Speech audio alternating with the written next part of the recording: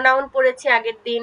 তো নাউনের মধ্যে দুই রকম নাউন আছে, একটা হচ্ছে কাউন্টেবল নাউন, একটা হচ্ছে আনকাউন্টেবল নাউন। যে নাউনটা গণনা করা যায় সেটাকে বলা হয় কাউন্টেবল নাউন, এবং যে নাউনকে গণনা করা যায় না সেটা হচ্ছে আনকাউন্টেবল নাউন। ঠিক আছে, তাহলে নাউন দুই রকম, কি কি? একটা কাউন্টেবল, একটা আনকাউন্টেবল। কাউন্টেবল কোনটা? যেটা গণনা করা যায়। আনকাউন্টেবল কোনটা? যেটা গণনা করা যায় না। সবাই একটু বলো তো, নাউন কয় রকম?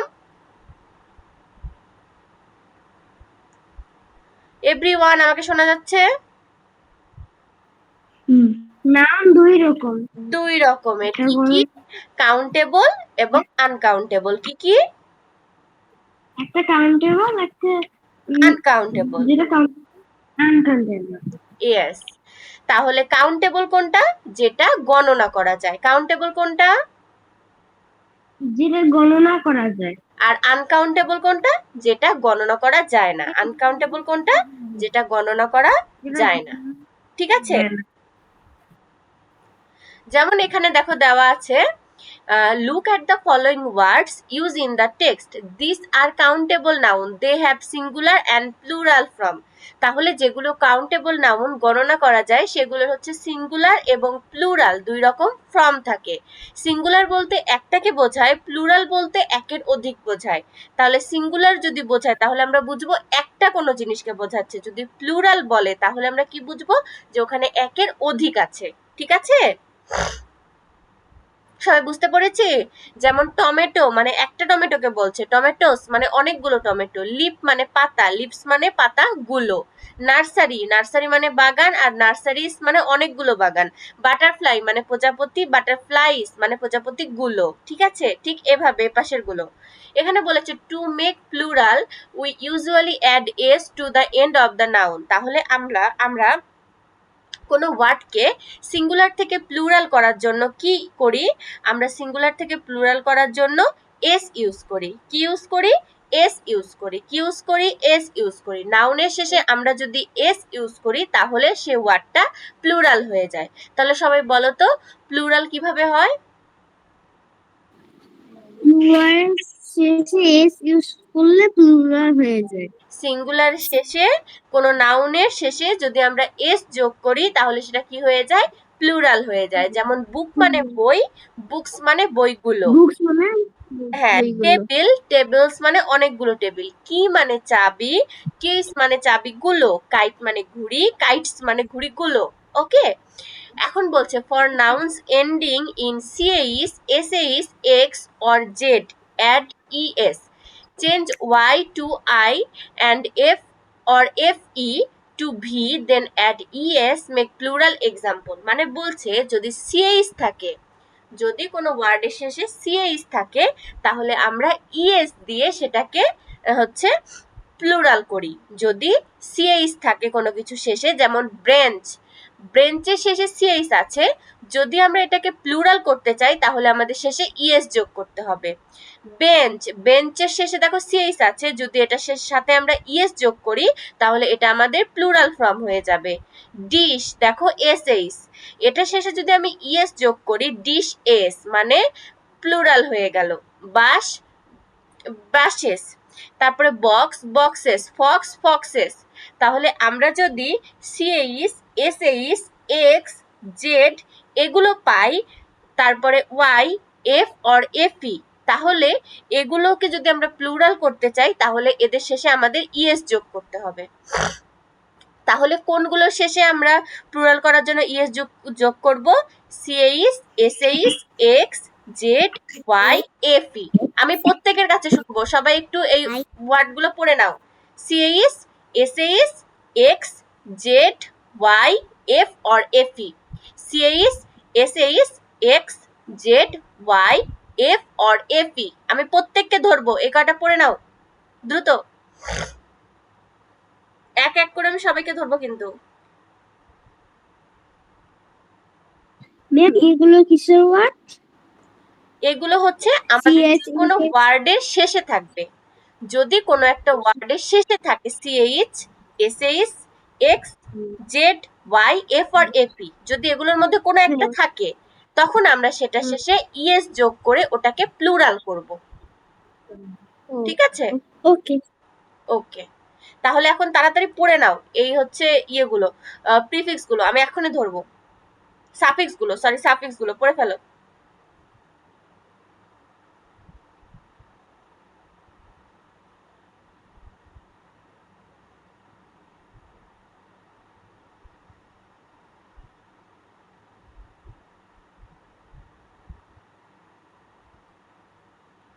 এগুলো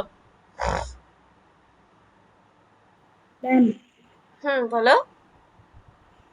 ওই যে আমাদের ডকুমেন্ট আসছে যে বলেছিলাম, সেটাতে যে আমি গ্রুপে ছবি দিয়ে দিয়েছিলাম, এখন যে ভিডিও করার কথা বলছিলাম ওটা হচ্ছে আজকে আমি উড়েছিলাম, কিন্তু আমার একটা ছিল তো তাই ভিডিও করতে পারিনি। কালকে হচ্ছে মানুষ নিয়ে যাবো, তখন হচ্ছে ভিডিও করবে, তখন হচ্ছে ভিডিও করে পাঠাবো। আচ্ছা ঠিক আছে, খালি কিন্তু এগুলো করলে হবে না, পড়ালেখা করতে হবে, ওকে? সাফিক্স গুলো দেখেছো? আমি কিন্তু সবাইকে ধরবো এখন।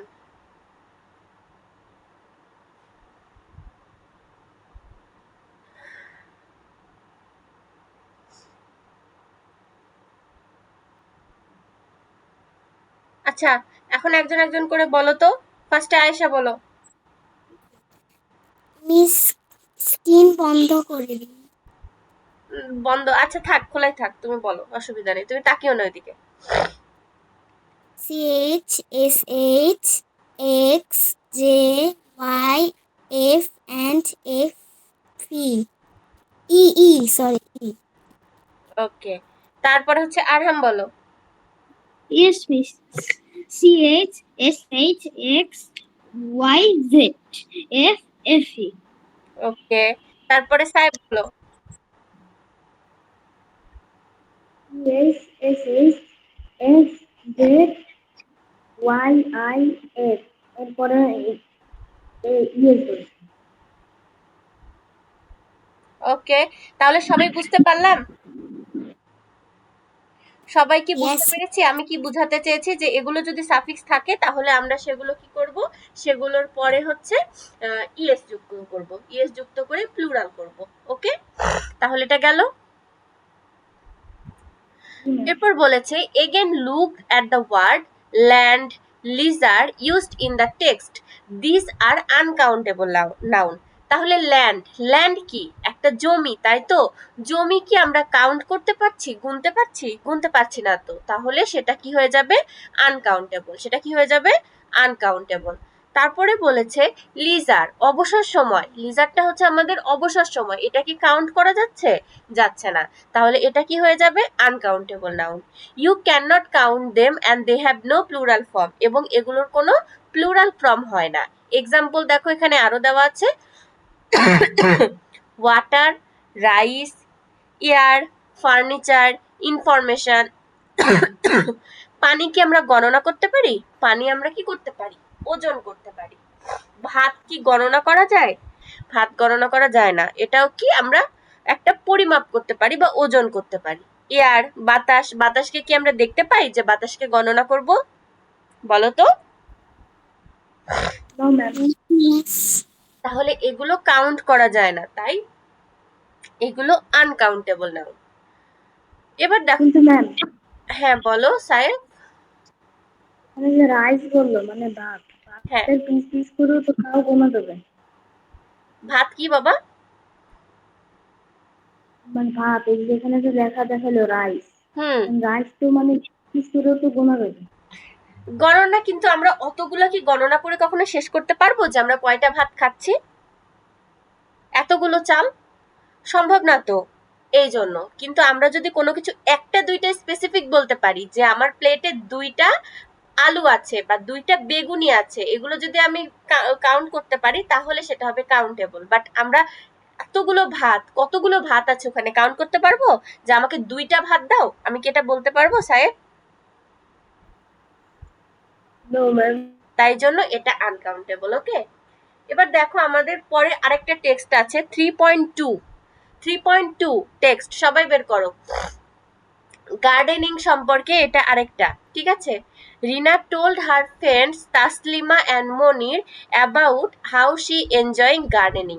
তাহলে রিনা যে বাগানটা করেছে সে তার বন্ধু তাসলিমা এবং মনিরের সাথে এটা নিয়ে আলোচনা করছিল যে সে কিভাবে এটা এনজয় করছে, মজা করছে। After that her friend also started gardening. এটার পর তার বন্ধুও তার কাছ থেকে মানে শুনে খুশি হয়ে সেও গাছ লাগাতে শুরু করলো বা বাগান করতে শুরু করলো। Let's know about their garden. চলো এবার তাদের বাগান সম্পর্কে জেনে আসি। কার বাগান সম্পর্কে একটু বলো তো সবাই? রিনার বন্ধুর বাগান সম্পর্কে, ঠিক আছে? রিনার Yes, রিনার বাগান করার কথা শুনে আগ্রহ প্রকাশ করে ওরাও বাগান করতে শুরু করেছে। তো এখন আমরা সেটা পড়বো। দেখো কি বলেছে। Taslima planted sunflower plant in her small garden in front of her house. Taslima কি করেছে, তার হচ্ছে ফ্লাওয়ার প্লান্টেড সানফ্লাওয়ার প্ল্যান্ট, কিছু ফুলের গাছ লাগিয়েছে। In her small garden in front of her house, তার বাড়ির সামনে একটা ছোট্ট বাগানে। Then she ওয়াটেড the plants regularly. সে এই গাছগুলোকে প্রতিদিন পানি দেয়, ঠিক আছে? রেগুলারলি মানে প্রতিদিন। হার ফ্লাওয়ার প্ল্যান্ট গ্রিও ফাস্ট, তার ফুলের গাছগুলো দ্রুত বড় হয়ে গেল। অ্যান্ড ব্লোম কুইকলি, এবং ফুল ফুটতে শুরু করলো তাড়াতাড়ি। শি ওয়াজ হ্যাপি, সে খুব খুশি। To see the colourful flowers, এই রঙিন ফুলগুলোকে দেখে। Monir started a vegetable garden in a big land behind his house. Monir কি করলো, মনির তার হচ্ছে বাড়ি বিহাইন্ড হিজ হাউস, তার বাড়ির পাশে একটা কি করলো, ভেজিটেবল গার্ডেন করলো, সবজির বাগান করলো। বিগ ল্যান্ড, পাশে একটা অনেক বড় বাগান ছিল, বড় জমি ছিল বা জায়গা ছিল সেখানে। হি প্ল্যান্টেড টমেটোস, সে কি করে, টমেটো গাছ লাগিয়েছে। গ্রিন লিভস, সবুজ শাকসবজি লাগিয়েছে। অ্যান্ড বিনস, এবং কি সিম লাগিয়েছে। But he watered the plants irregularly, কিন্তু সে সেগুলোকে কি করে, নিয়মিত পানি দেয় না, অনিয়মিত পানি দেয়। ইরেগুলারলি মানে অনিয়মিত। So the growth of vegetable plant was slow. So the growth of vegetable plant কি হলো, স্লো হয়ে গেল। তাহলে গাছগুলোর বেড়ে ওঠার গতি কেমন হয়ে গেল, ধীর হয়ে গেল। আচ্ছা, স্লোর অপোজিট ওয়ার্ড আমরা কি পড়ে আসলাম উপরে, কেউ কি বলতে পারবে? জি ম্যাম, ফাস্ট। ফাস্ট। ইয়েস। আর রেগুলারলি অপোজিট ওয়ার্ড তাহলে কি হলো? Miss in regularly. Yes. Some of them fade away, কিছু কিছু কি হয়ে গেল, তাদের ফেড অ্যাওয়ে মানে গাছগুলো নুয়ে পড়লো, ঠিক আছে? হি ফেল্ট স্যাড, সে দুঃখিত হলো। To see the vegetable plant dying, গাছগুলোকে মরে যেতে দেখে সে দুঃখিত হয়ে গেল, ঠিক আছে? তো এটা কি, এখানে আমরা কিছু বিপরীত শব্দ পেয়েছি, যেমন ইরেগুলারলি, রেগুলারলি, তারপরে ফাস্ট, তারপরে স্লো, এখানে কুইকলি, এখানে হচ্ছে স্লোলি, এরকম কিছু ওয়ার্ড পেয়েছি। এই দেখো এখানে দেওয়া আছে। Notice the first two sentences of the two paragraph. In front and behind.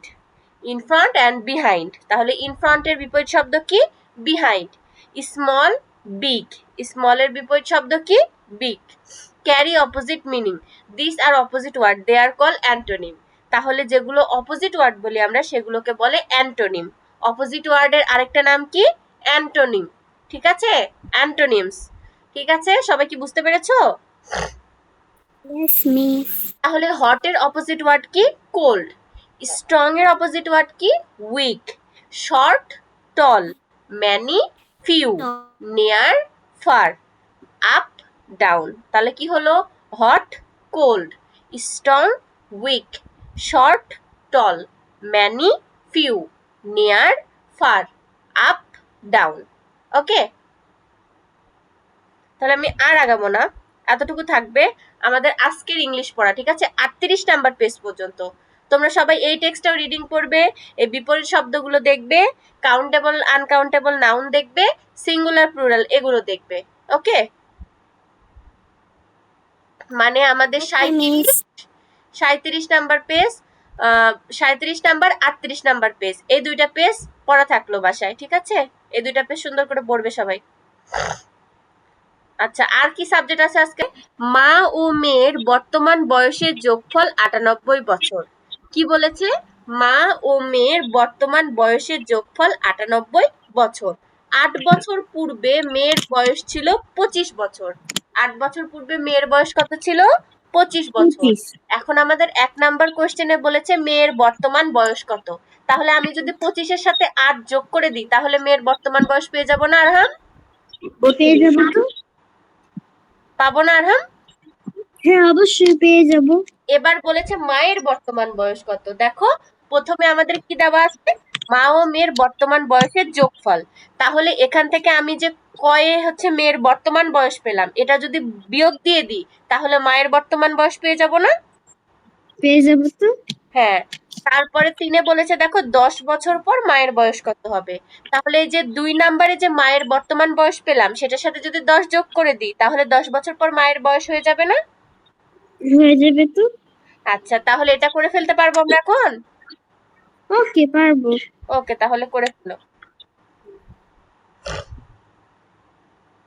তাহলে এই যোগ আর বিয়োগ এগুলো সবাই বাসায় করে ফেলতে পারবো নাকি এখানে করতে দিব?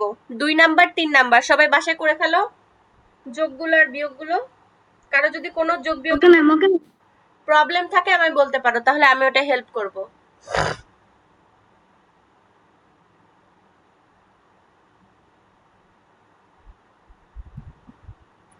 আচ্ছা, এরপর দেখো আছে খালি ঘর পূরণ।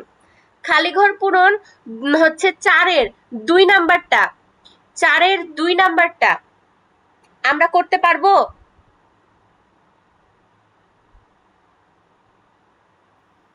Yes.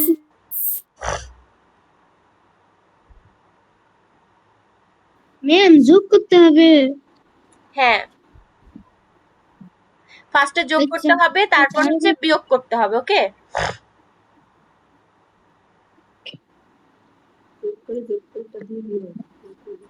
আচ্ছা, যোগ আমি করে আমি যোগফলটা আমি দিয়ে বিয়োগ। হ্যাঁ, আমি এটা কি দেখিয়ে দিব? ইয়েস মিস, তাহলে একটু ভালো হয়। ওকে, একটা দেখাই দেন যে কোনো। একটু ওয়েট করো। ওকে,